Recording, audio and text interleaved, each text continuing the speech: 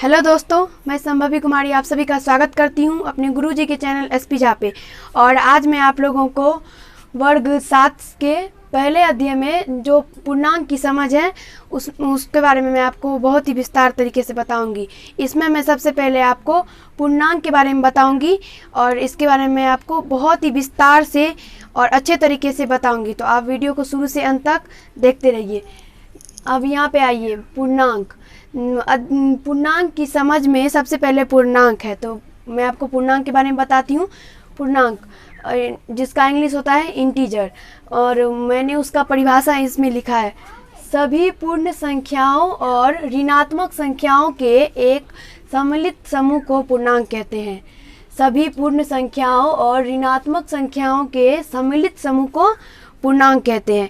आप इसको अपने कॉपी में लिख लीजिए और नोट कर लीजिए और 2-3 बार रिवाइज कर लेते हैं तो बहुत ही अच्छा होता है।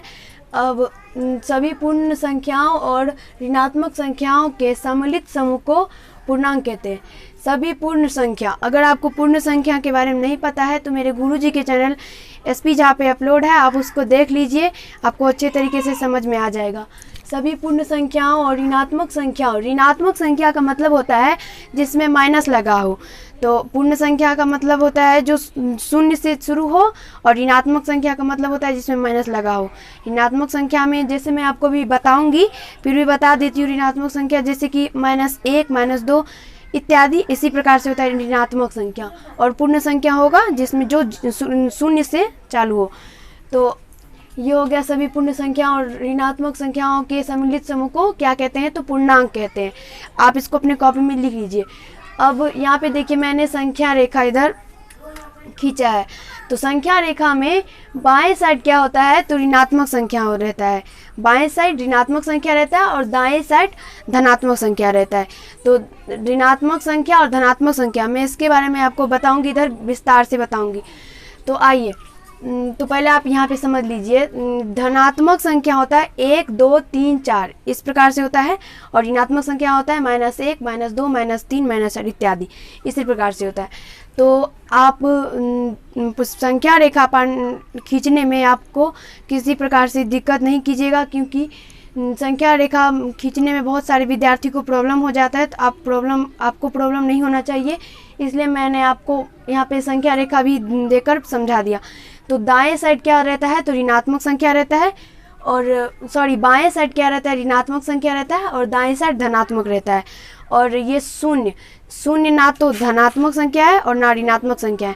तो आप पूछिएगा कि क्या है, तो मैं आपको बताऊंगी कि शून्य क्या है। अभी आप यहाँ पे आइए, धनात्मक पूर्णांक। धनात्मक पूर्णांक क्या होता है, तो धनात्मक पूर्णांक होता है 1, 2, 3, 4, 5 इत्यादि। 1, 2, 3, 4, 5 यानी प्लस वाला, जिसमें जो प्लस में रहेगा वो क्या हो गया, धनात्मक संख्या पूर्णांक। धनात्मक मतलब क्या होता है, अपना।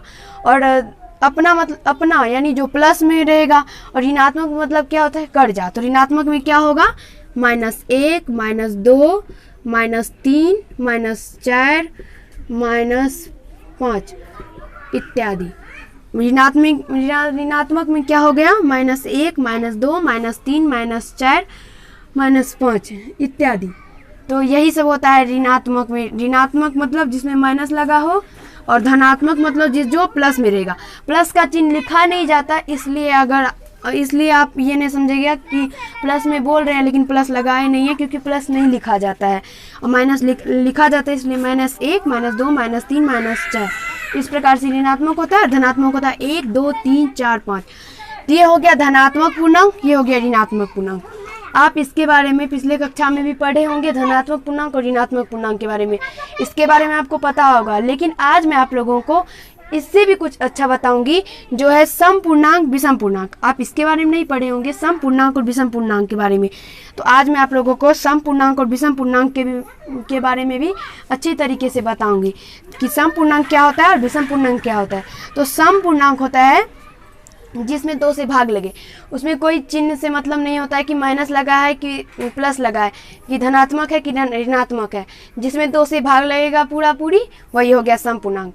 तो आइए हम आपको बताते हैं। तो सम पूर्णांक हो गया जैसे -6, -4, -2। देखिए 6 में भी 2 से भाग लगता है, 4 में भी लगता है और 2 में भी लगता है। तो अब 0, फिर 6, सॉरी फिर 2, फिर 4 और फिर 6 इत्यादि। और इधर भी इत्यादि होगा, इधर भी इत्यादि। मतलब यही नहीं है कि 6 ही, -6 और -4, -2 यही नहीं है, सिर्फ आगे भी है, -8 भी है, -10 भी है, ये सब भी है सम पूर्णांक। और ये हो गया ऋणात्मक में सम पूर्णांक, ये हो गया धनात्मक के सम पूर्णांक। तो ये बोलेगा शून्य। मैंने अभी आपको बताया कि शून्य ना तो धनात्मक पूर्णांक है ना ही ऋणात्मक पूर्णांक है।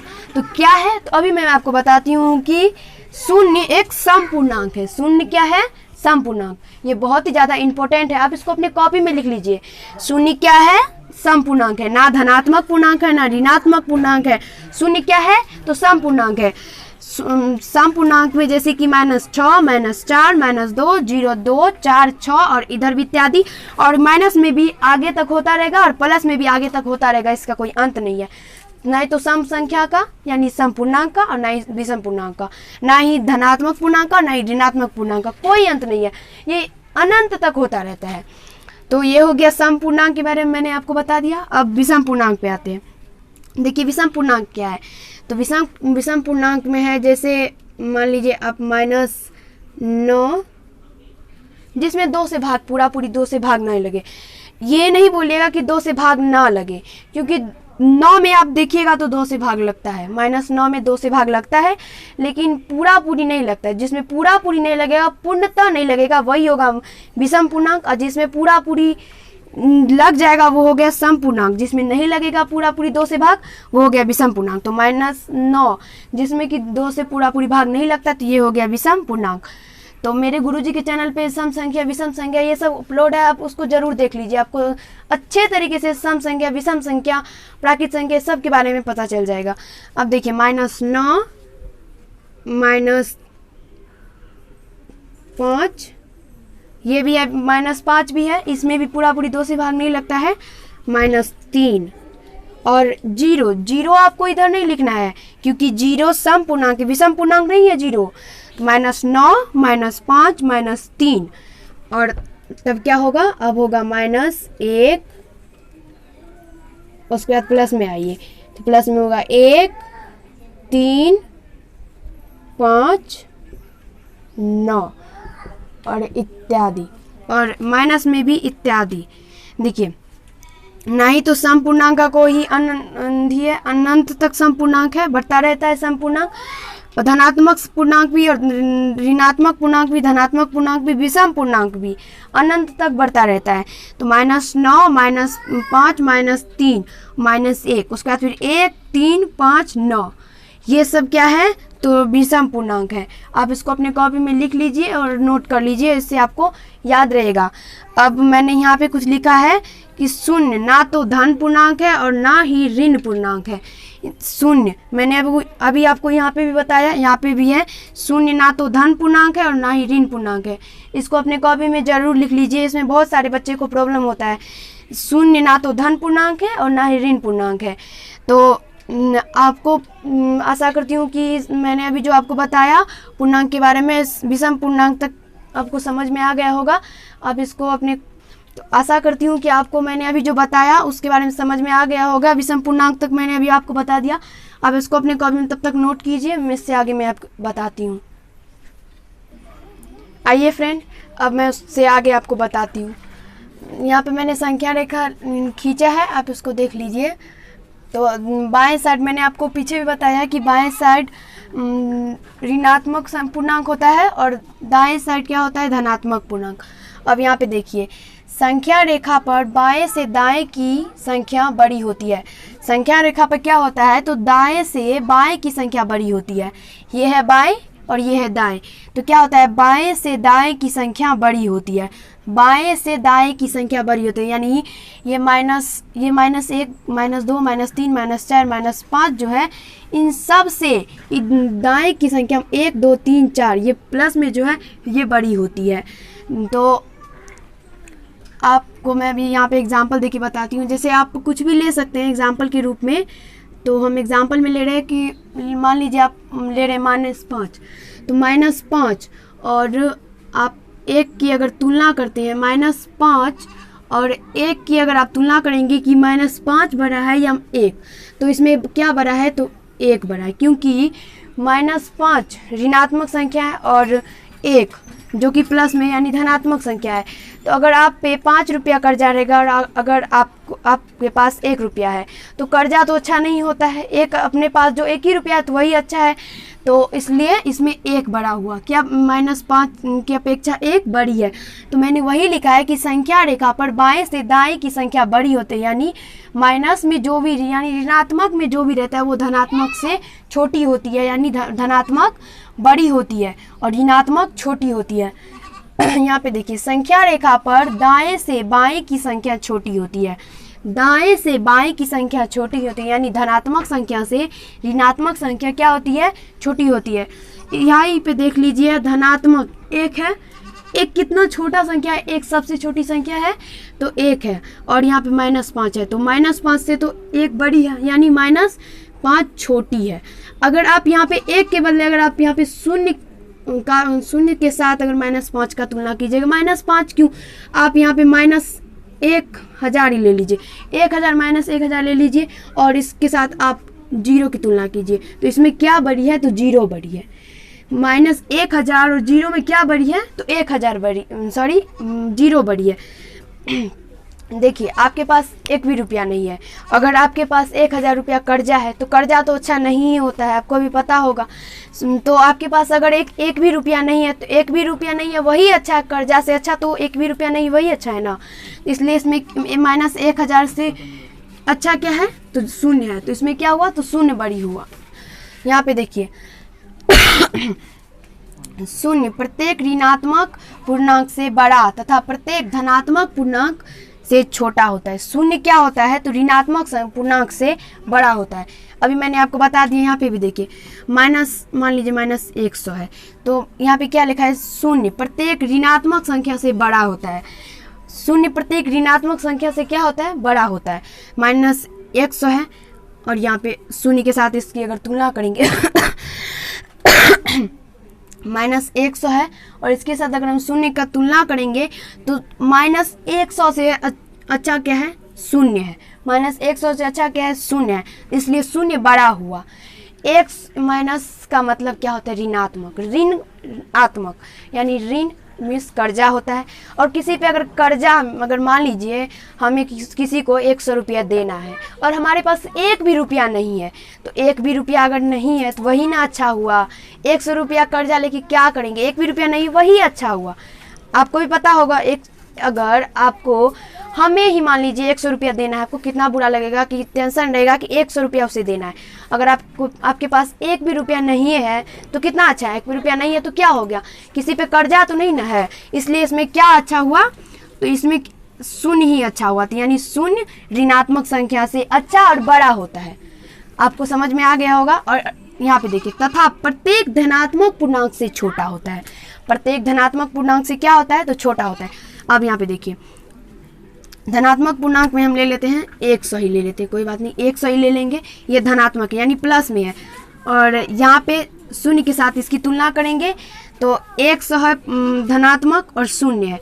तो अगर मान लीजिए आपके पास 100 रुपया है, ठीक है, आपके पास कितना रुपया है, 100 रुपया है।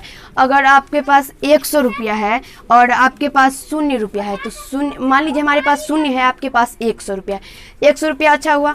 तो यहाँ पे क्या हुआ, तो प्रत्येक धनात्मक पूर्णांक से छोटा होता है, क्या होता है, 0 प्रत्येक धनात्मक पूर्णांक से छोटा होता है। तो धनात्मक पूर्णांक क्या है, 100 है और 0 छोटा होता है। तो 100 रुपया, आपके पास 100 रुपया है और मेरे पास 0 है, तो मैं छोटा हूँ, मैं छोटी हूँ और आप बड़े हैं, तो इसलिए क्या हो गया, तो 100 रुपया इसमें बड़ा हो गया। अब यहाँ पे देखिए, जब 2 धनात्मक पूर्णांक को जोड़ा जाता है तो तो हमें एक धनात्मक पूर्णांक प्राप्त होता है। जब दो धनात्मक पूर्णांक को हम जोड़ते हैं, यहाँ पे देखिए प्लस में 5 है और ये भी प्लस में 2 है, प्लस में 5 है और ये भी प्लस में 2 है। जब हम प्लस तो नहीं लिखा जाता है इसलिए हम नहीं लिखते हैं, तो प्लस में 5 है और यहाँ पे प्लस में 2 है। जब हम इन दोनों को जोड़ेंगे तो क्या होगा, 7 होगा। 7 भी हमारा प्लस में ही प्राप्त हुआ, यानी कि जब दो धनात्मक पूर्णांक को जोड़ा जाता है तो हमें एक धनात्मक पूर्णांक ही प्राप्त होता है। इससे साबित हो रहा है कि प्लस में 5 है और ये भी प्लस में 2 है। जब इन दोनों को हम जोड़े तो क्या हो गया, 7 हो गया। ये भी धनात्मक ही है। तो आपको समझ में आ गया होगा कि जब दो धनात्मक पूर्णांक को हम जोड़ते हैं तो हमें धनात्मक पूर्णांक ही प्राप्त होता है। अब यहाँ पे देखिए, जब दो ऋणात्मक पूर्णांक को जोड़ा जाता है तो हमें एक ऋणात्मक पूर्णांक प्राप्त होता है। जब दो ऋणात्मक पूर्णांक को जोड़ा जाता है तो हमें एक ऋणात्मक पूर्णांक प्राप्त होता है। अब यहाँ पे देखिए, यहाँ पे मान लीजिए -5 है, यहाँ पे देखिए -5 है और हमें जोड़ना है -2 को, -5 और -2 को जोड़ना है तो हमें क्या प्राप्त होगा, तो -7 प्राप्त होगा।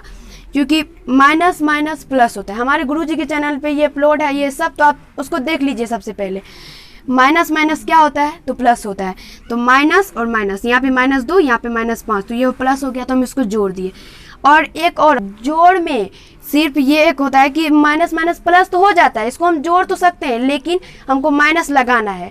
तो माइनस है तो माइनस माइनस प्लस, तो हम प्लस कर दिए। यहाँ पे 5 2 7 कर दिए, लेकिन माइनस भी लगाना है। बस गुना में नहीं होता है, अगर प्लस होता है तो प्लस हम नहीं लिखते और ज़्यादा रहता तो ज़्यादा। वो मेरे गुरुजी के चैनल पे अपलोड है, उसको पहले देख लीजिए। तो माइनस माइनस प्लस होता है तो 5 2 7 हो गया और माइनस भी हमको लगाना है तो इसलिए -7 हो गया। तो जो मैंने लिखा है कि जब दो ऋणात्मक पूर्णांक को जोड़ा जाता है तो हमें एक ऋणात्मक पूर्णांक ही प्राप्त होता है। इससे ये साबित हो गया। अब आप इसको अपने कॉपी में लिख लीजिए, अच्छे तरीके से लिख लीजिए और इसको 2-3 बार रिवाइज कर लीजिए, इससे आपका कंसेप्ट क्लियर हो जाएगा। तो आशा करती हूँ कि आपको ये पूरा वीडियो समझ में आ गया होगा, पूर्णांक की समझ। अब इससे आगे मैं आपको एक्सरसाइज का सवाल बताऊंगी, तो आप ये मेरा पार्ट बाय पार्ट अपलोड होता रहेगा और आपको ये 8 बजे ये वीडियो मिलता रहेगा। तो आप हमारे सारे वीडियो देखिए, इससे आपका कंसेप्ट क्लियर हो जाएगा। तो अगर आपको पसंद आए तो लाइक करना ना भूलें और कमेंट में ज़रूर लिखिए कि आपको कैसा लगा और सब्सक्राइब कर दीजिए। धन्यवाद।